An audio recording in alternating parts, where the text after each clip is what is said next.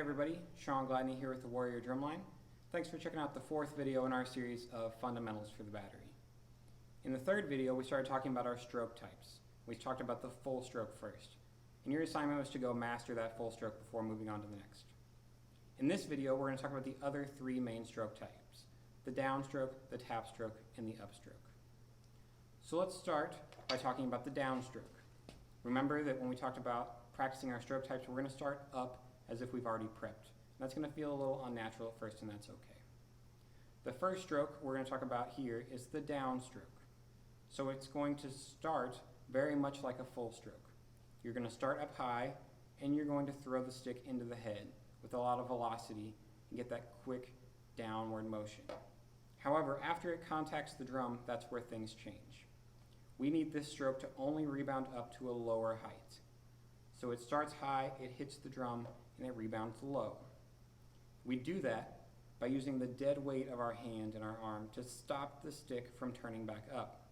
If you remember, when we throw the stick into the drum head, it naturally wants to rebound up to where it started.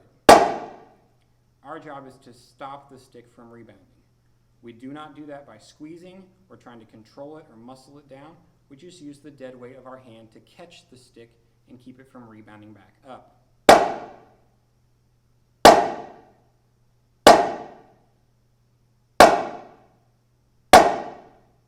Okay, so this stroke is when we're going to go from a higher height or an accent, and then we're going to play a tap or a lower height next. So we need to start high, hit the drum, end low.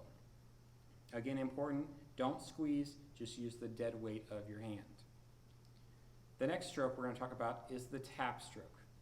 The tap stroke is very similar to that full stroke. We're just at a lower height.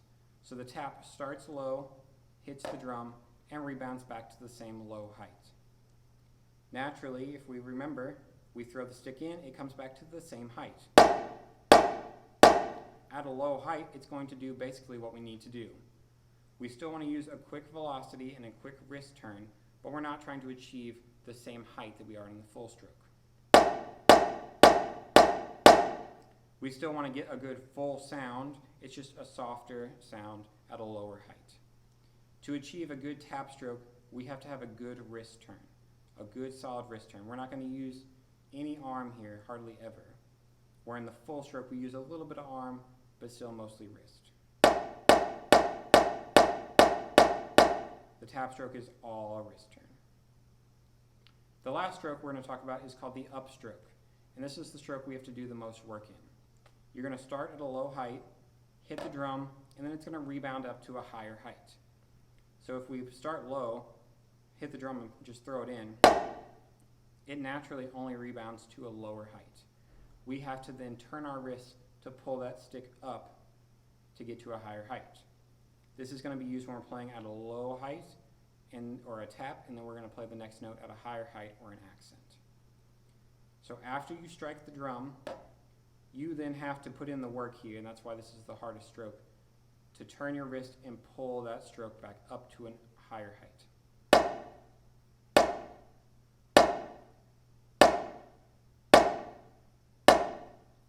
When performing an upstroke, it's important to think about going straight down and back up. Don't prep for it or cheat and get an up, down, up. You want to immediately down, up. So one thing you can do is take your other stick and put it over this one to make sure you don't prep and come up. You then have to pull your stick out of the way pretty quick, and that gets a little tricky, but it does help you keep from prepping. If I were to prep, you would hear a, and we don't want that at all. Same in the left hand. Okay, so we've learned the full stroke, which is high, hits the drum, ends high. We've learned the downstroke. Starts high, hits the drum, ends low. We've learned the tap stroke, which starts low, hits the drum, comes back low. And then we've learned the upstroke, which starts low, hits the drum, ends high. We can put all of those together in that order and create an exercise that we call full down, tap up.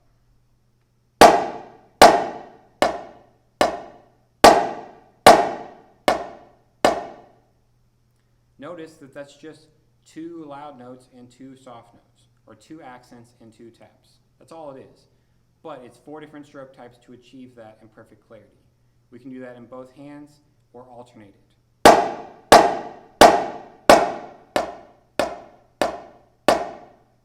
Full down, tap up is an excellent exercise to master control and master all 4 of these stroke types.